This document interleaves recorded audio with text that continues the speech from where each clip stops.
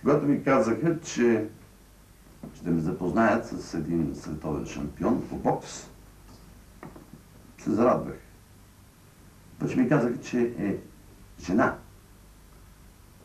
И първото нещо, което си представих, беше 2 мм на челото, мустаци.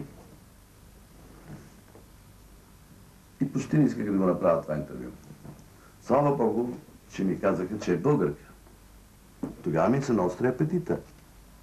А пък не само, че е българка, и не само, че е световен шампион по бокс, и вече 4 пъти защитава титлата си, но отгоре това и е много красиво. Дейзи Ланг.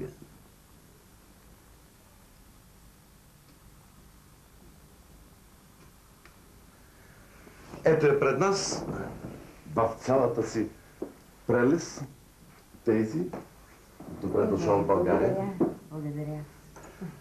Айде сега искам така един нокаут интервю. Незабравима, неповторима игра на Дейзи Ланг. В бокса за мен това е живота. Това е един индивидуален спорт и това, което на мен ми носи е именно това психическо укрепване и желанието ми да се боря и да продължа напред.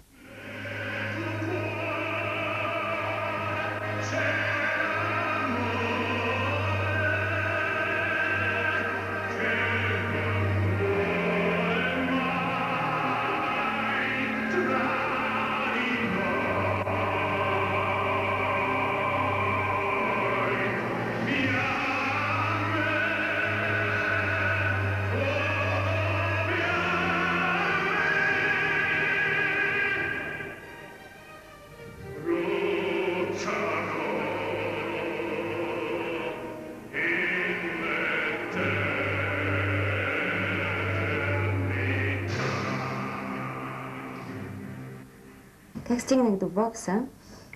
Всъщност аз започнах, бях лекоатлетка тук в България и тъй като се разочаровах от системата, в която продължи моето развитие, имах една година сравнително много големи разочарования като спортист и просто аз не исках да продължа с атлетиката за в бъдеще.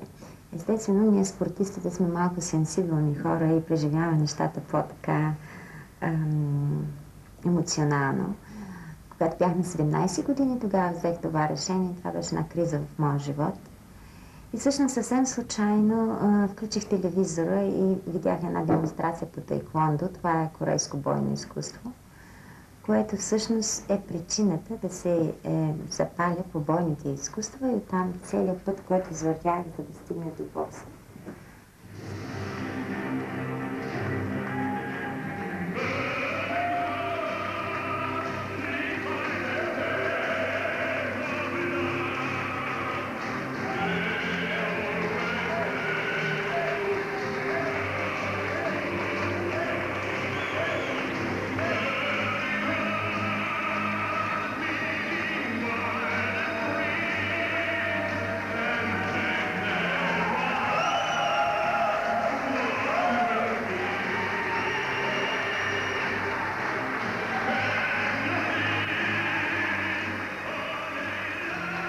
Световната шампионка Дейзи The Lady Ланг.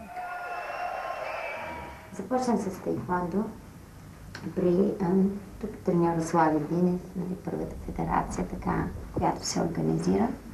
Имам различни титли, станах европейска шампионка, но в таеквондо са обикновено така 80% крака и по-малко ръце и това не ми беше достатъчно, просто исках да съм по-комплексно развита във връзка с спорта. Естествено, първо искам да подчертая, аз неволята ме накара да отида до там и по-скоро именно философията на това бойно изкуство. Не говоря за агресивността, не говоря за всичко друго, което човек би могъл да си помисли. И именно за това казвам, че това е една част от мен или това е храната, която ми е необходима, когато съм гладна.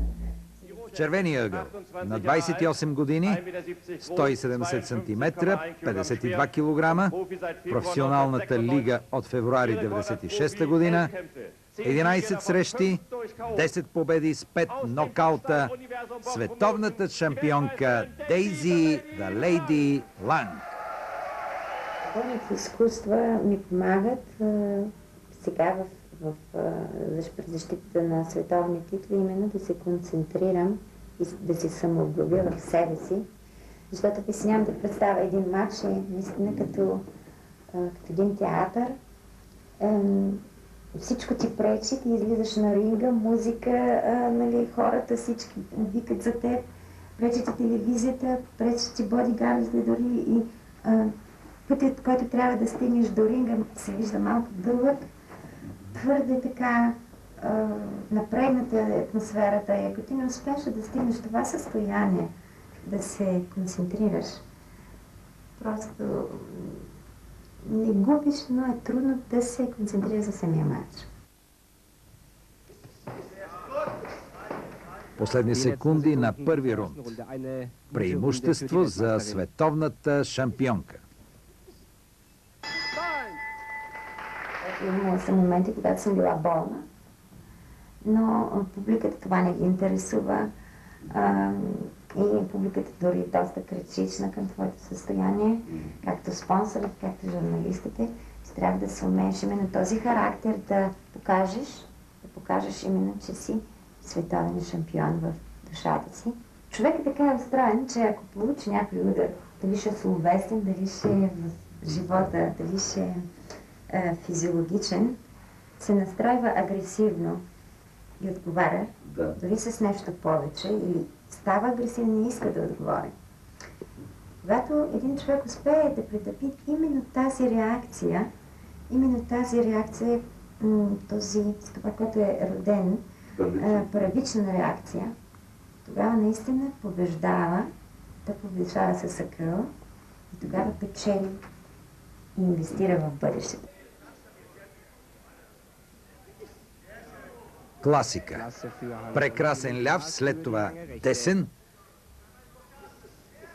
като по учебник. Невероятни удари. Ето го, пак десният прав. И пак. Още няколко секунди. Десен. Секунди. Нокдаун.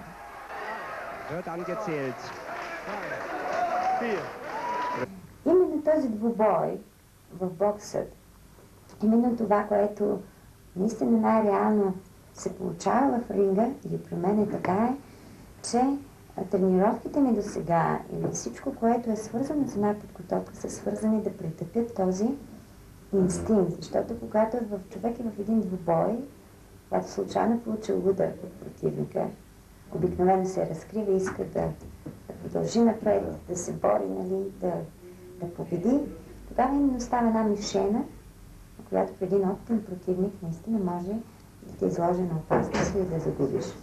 Живота е една борба, която е именно размяна на удари.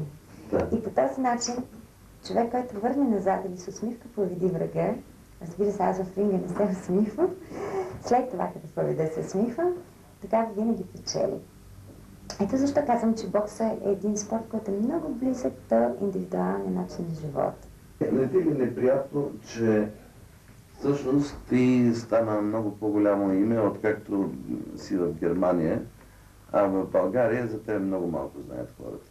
Ти си всъщност първата световна шампионка по бокс. И в България много малко знаем за тебе. Разбира се, че ме боли сърцето за това, но все пак има някаква едно позитивно развитие преди 10 години насам, защото аз съм и първата жена, която се занимава с бойни изкуства, нали, която се е доказала също на световно ниво. И мога да кажа, че мирогледа на хората или на българите започна да се обогатява. Естествено, в момента съм се доказала също в една дисциплина, която е много странна като съчетание на жена в един абсолютно мъжки спорт. И именно това очудва хората. Това, което съм си го избрала, е твърде трудно, защото да си идеален е твърде нечовешко според мен. Всеки прави грешка, определено. Но пък, ако не бях преживяла именно разни пречки или незгоди, защото не ми беше лесно да убеждавам един народ, нямаше, може би, да имам такива успехи в чужбина. Защото мисля, че всяко едно нещо трябва да се изстрада, за да се постигне. Или човек залага на една карта, тя губи или печели, или когато звездата свети пред очите и той има цел, независимо по какви пътища, колкото и криви да са, колкото и да са стръмни, човек да е жив и здрав постига, намира пътя до целта. Разбира се, всичко е един късмет и не е случайност. Защото в един спорт не е необходимо само да имаш талант.